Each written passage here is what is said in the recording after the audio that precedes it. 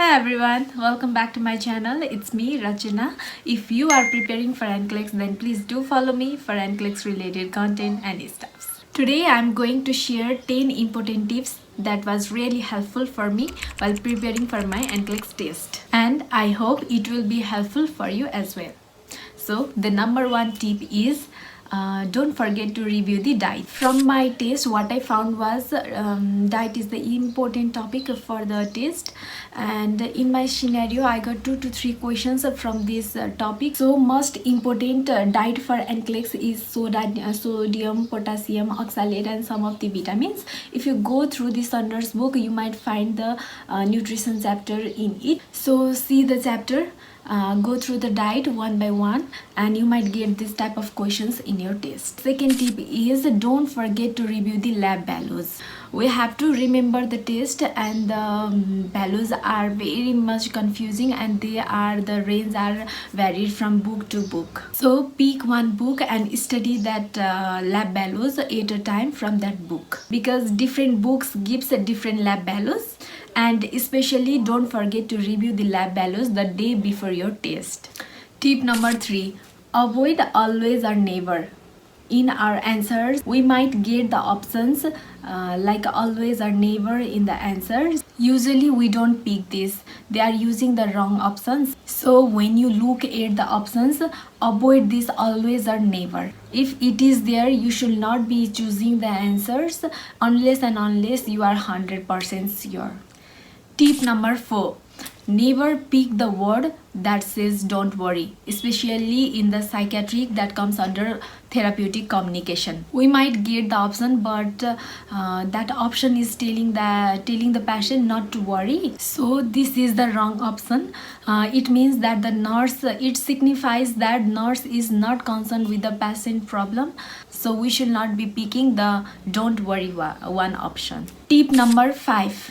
One of the keyboard you might see best, must and first. So it is under prioritization and delegation topic. We might get the option is what is the best action of the nurse, what is the first action of the nurse, or what is the most important action of the nurse. So even if we read the whole statement and forget to read those words of first, must and best, then the probability of getting the answer correct is low, because the first action of the nurse may not be the best action of the nurse in that situation. So always look at the keywords before answering it. Sixth one is the SATA questions. Look each statement is a true or false. So in SATA questions, we are given 5 to 6 options, and we have to choose multiple correct answers. In that condition, while going through all the options all at once, it will be difficult for us to choose the correct answer.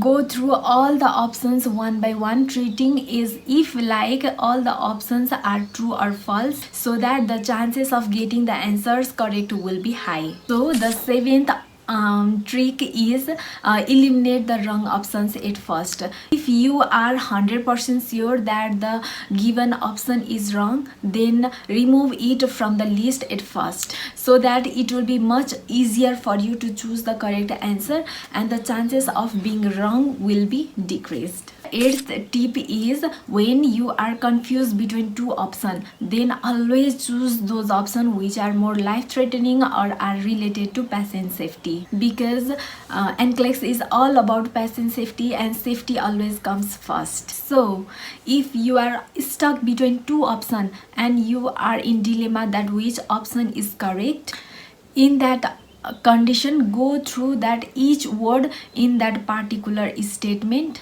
and if one of them is more patient centered or patient concentrated, patient safety will be the correct option. I'm not saying it's 100%, but the probability will be greater in the option that is more related to patient centered and patient safety.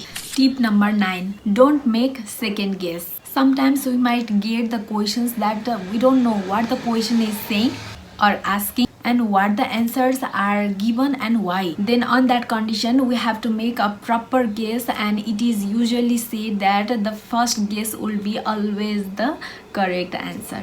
Because if we try to rethink and try to make the second guess, knowing the true fact, it is going to be the incorrect one. So in that condition, you try to make sure that you will pick the first one option until and unless the second option is 100% incorrect. The last tip is, and the 10th tip is, be prepared to get 150 questions. Make in your mind, be prepared that you will get 150 questions at your test. Don't move with the thought that you will get 85 questions and the test will stop at 85 questions only, because if we go beyond 85 questions, we might get panicked or anxious. So be prepared for it.